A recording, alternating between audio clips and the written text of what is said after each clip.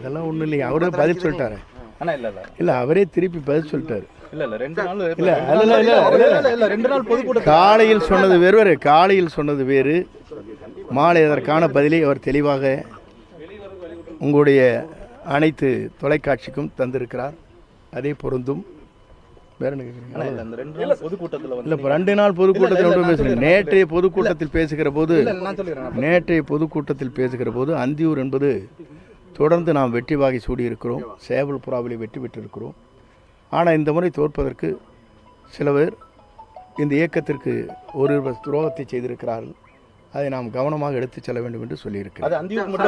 அந்தியூர் மட்டும்தான் பொருந்தும். சார், இந்த 2 நாள் பொதுக்கூட்டத்தில் உங்களோட பேச்சு கவனிக்கிறப்ப என்னன்னா, ஒரு இடத்துல கூட இபிஎஸ் பேரை பயன்படுத்தவே இல்லை.